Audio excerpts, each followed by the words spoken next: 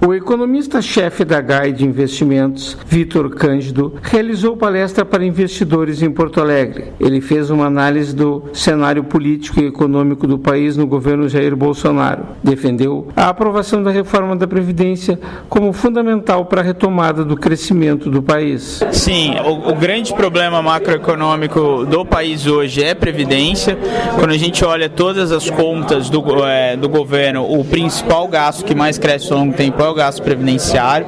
Ele é o maior gasto obrigatório do governo federal e é ele que ao longo do tempo vai continuar pondo pressão sobre o orçamento e aí por consequência sobre a dívida pública também. Também os estados e municípios sofrem com essa despesa. Exato, os estados e municípios têm inclusive uma dinâmica mais perversa ainda que do governo federal. Em alguns casos, como Minas Gerais agora, que vai ter um tratamento dos dados, deve vir acima de 70% esse gasto de previdência e de pessoal. Então é uma dinâmica bem complicado. O Rio Grande do Sul também tem esses números. O Rio Grande do Sul também tem números bem assustadores também. Foi um dos primeiros estados, inclusive, a entrar no regime de recuperação fiscal. E aí tem que se pensar rapidamente em soluções para esse tipo de problema. O primeiro, óbvio, é uma reforma da Previdência, mas a gente também tem que discutir o problema da folha ativa, né, dos funcionários ativos.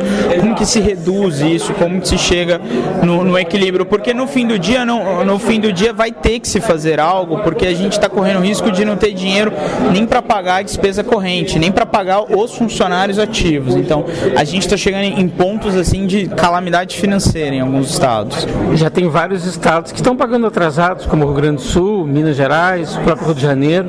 Sim, é exatamente isso. Você chegou num ponto falimentar praticamente, né? O estado não consegue arcar com obrigação básica que é pagar o salário dos funcionários.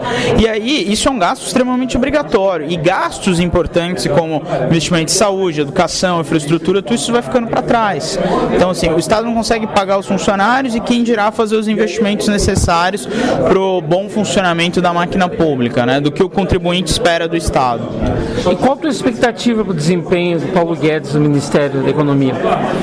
A gente tem uma expectativa muito boa, é inegável, ele é o ministro mais poderoso, a gente nunca viu um ministro da Fazenda tão poderoso, indicou o presidente de todos os bancos públicos, inclusive a indicação do ministro Sérgio Moro é fruto dele.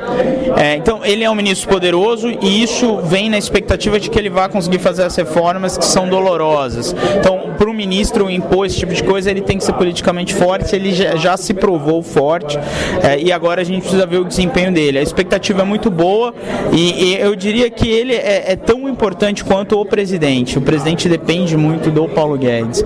Boa parte da expectativa está simbolizada na figura do Paulo Guedes. Quais são as expectativas para o crescimento do país, PIB, inflação, dólar esse ano?